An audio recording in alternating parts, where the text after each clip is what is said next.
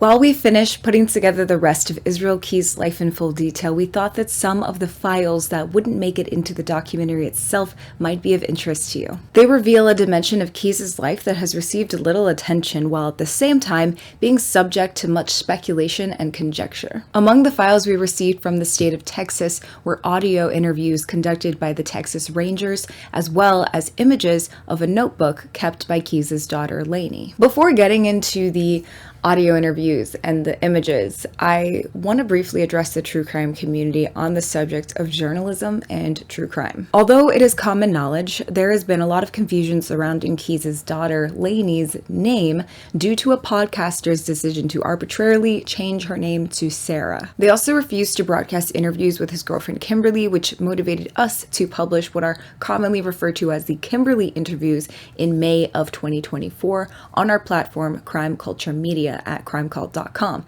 If you want to check those out, as well as other images mentioned in this video, click the link in the description below. In a unanimous 1979 decision, the Supreme Court of the United States ruled that the First Amendment protects the right of journalists to use the names of minors in newsworthy stories as long as that information was obtained lawfully and that it is reported truthfully. Likewise, the First Amendment also protects the right of journalists to publish information obtained through public records requests. These are the true hallmarks of ethical journalism: truthfully reporting lawfully obtained newsworthy content in the public interest. This same podcast also forbids members of its Facebook group to discuss these things as if they don't even exist. They made these rules under the guise of respect towards the people who are victims of circumstance due to their relationship to Keyes. This is disrespectful to the victims of Keyes who were assaulted, raped, and murdered, many of whom remain unidentified and unknown to this day. It also insults the intelligence of people who volunteer their time to painstakingly comb through evidence in order to identify victims so that their families can put them to rest. These citizen sleuths deserve access to all of the public information available on this case, and they deserve to be able to discuss this case openly and in full truth without fear of being judged for doing so, because none of us really know what detail or what conversation might actually lead to something relevant or some kind of revelation that could lead to a victim being identified. It is not the place of content marketers engaging in yellow journalism to decide what evidence or details or bits of information or audio or anything is relevant to figuring out what motivates a narcissistic psychopath like Keyes, or what information may or may not be helpful to identifying unknown victims. It is also not their place to demonize journalism, which is about reporting facts. All right, now on to the evidence from Texas, which has never before been discussed or released. I personally found this to be incredibly insightful into Keyes' family life, particularly his role as a father, and that is why I am sharing it with you today. It's not entirely clear whether this journal kept by Lainey was for a school project or not, but it was heartbreaking to discover them in the files. Heartbreaking or not, they add a new and important dimension to understanding Israel Keyes and people like him. Based on these never before released interviews with the Texas Rangers, he was seemingly totally oblivious to the fact that his daughter had her school journal with her in their rental car over 4,000 miles away from home. In an interview led by two Texas Rangers, one being the arresting officer, Ranger Steve Rayburn, on March 17th, 2012 at 11:04 p.m., Keyes is asked about his daughter after her journal was recovered via a search warrant on Keyes' rental vehicle. He is asked to read a passage from this journal, supposedly as a way of softening him up emotionally before they get into questioning him about the disappearance of Samantha Koenig. You know, we've talked to, I haven't personally talked to Lainey, but I mean, they've shared with me, other investigators have, about her journals and her poems that she puts in her journals and things like that. I did bring a part of her journal I wanted you to look at, if you wouldn't mind. It's something she wrote in her journal. I'll share it to you. You took her journal from her? No, we got a search warrant on the car, and there was a journal in the car. This ain't got nothing to do with the crime that you're accused of. It's just something that I want you to see. If I can find it, hang on a second.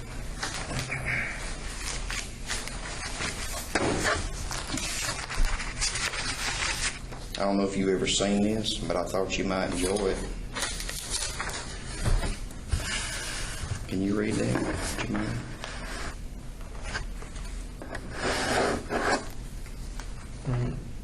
Yeah, I remember that.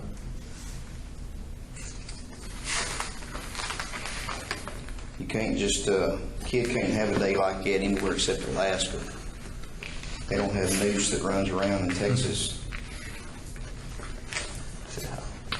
I also brought you something that you're welcome to keep. You can have both of them if you want them. If they'll let you have them. If not, we'll put them in your property. That's fine. Either way.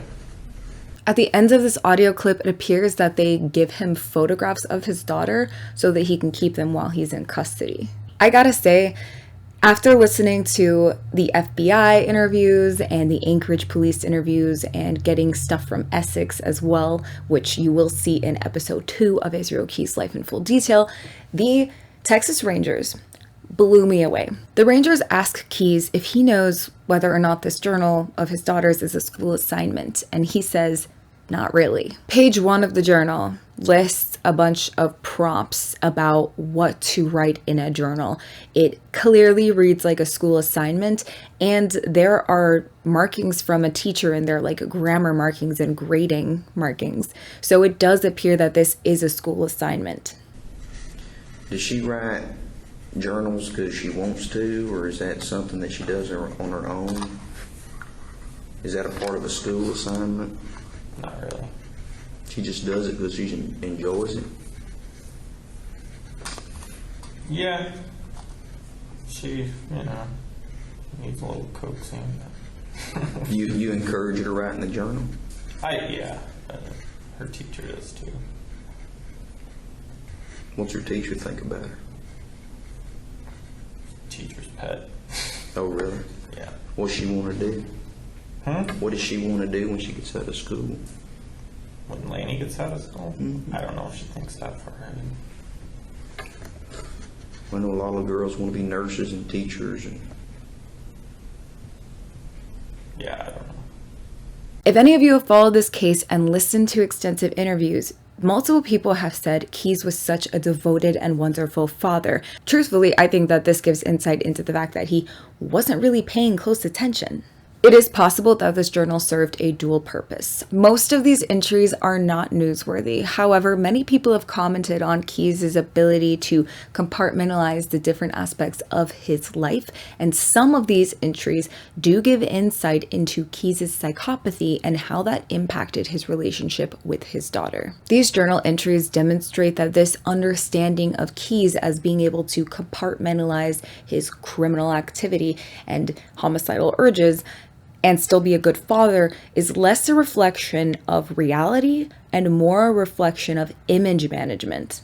Narcissistic psychopaths often engage in calculated image management. This is done to project an image of grandiosity and control. They cultivate a carefully crafted image to appear charismatic or successful or even victimized, depending on the situation. This is driven by a need for admiration and validation. As a group, they use manipulation, gaslighting, and other deceptive tactics in order to maintain this image. One of the reasons that those who knew him called him a devoted father was because he would take his daughter to work with him. He would take her to job sites, and she writes about this in one of her journal entries.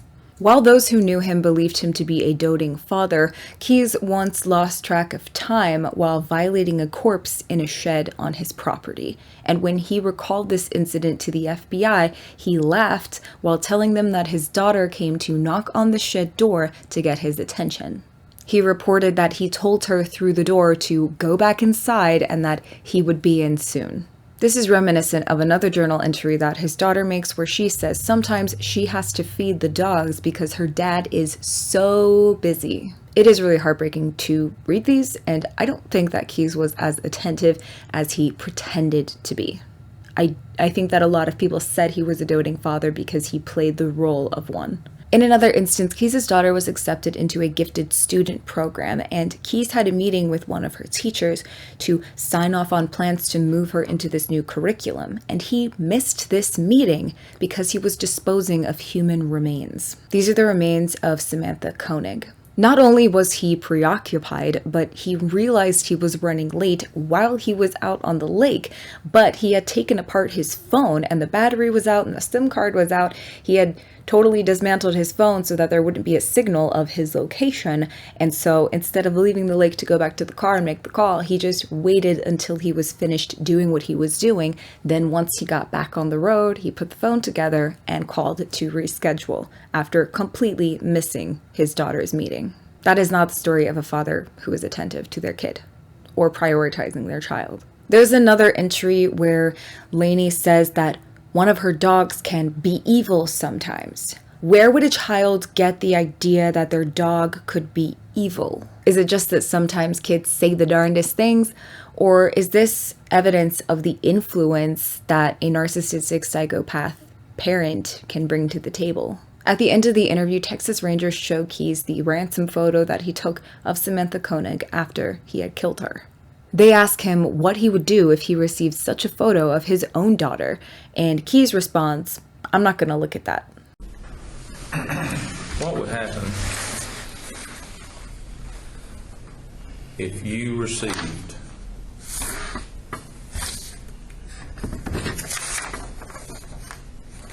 this, I'm not going to look at that. and that was your daughter? I'm not going to look at that again. I already What would you looked at do? it.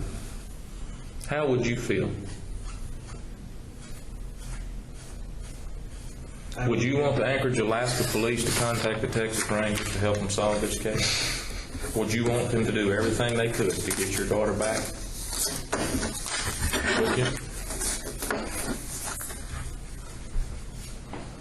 Even if she were already dead, they still want her back.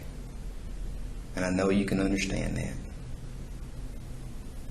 Overall, despite many people saying that Keys was a loving and devoted father who cared very much for his daughter, it is clear that his personal interests were getting in the way of his parenting. He was clearly unable to compartmentalize in the way that many people believe. To his credit, he did keep his daughter away from the Church of Wells, which is widely alleged to be a cult. The Church of Wells has been accused of brainwashing and drugging young men and women. They deny these claims, though people like Dr. Phil and other podcasts such as Cultish have interviewed people about their experience with this church. In Keys' car, investigators found a picture of a black woman in lingerie that had been printed out on a piece of paper, and on the back of that, there were 3 numbers written down. When they ask him about this, Keys is embarrassed, but he does eventually say that they are numbers for transgender escorts in Louisiana. His original plan was to leave his daughter with his mom in Wells, Texas, and go off to Louisiana to, in his words, blow off some steam. But then he discovered that his mother was part of a cult and decided against that plan. He and his daughter stayed in a hotel nearby, and he didn't leave his kid with his mom. What were the numbers on the back of this paper? Oh, come on. You guys should have figured that out by now. Well, I'm not the lead on it, okay? Well, what are the numbers? I mean, I could guess. What are the numbers? There were 3 numbers, and I photographed them. There were only 3, written in blue ink, and I photographed. I didn't bring all 250 photographs with me. I just printed out a few. Can you tell me what the numbers are? That's not anything you need to worry about, all right? It's like, Okay. it's embarrassing, but you don't need to worry about it. You know what? Look, that was...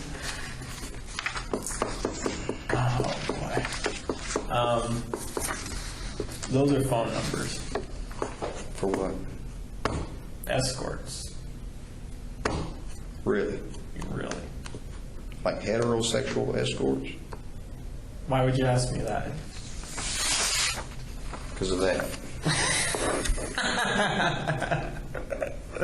That came from... Everybody's skeletons come out. Well, that No, came- they were transgender escorts in Shreveport. I found them online before I came down. I thought, before I found out my mom just joined a cult, I was gonna leave my kid with her for a couple days and we'll have just blow off some steam. And that does not mean I was gonna do that. Never have. That is not against the law.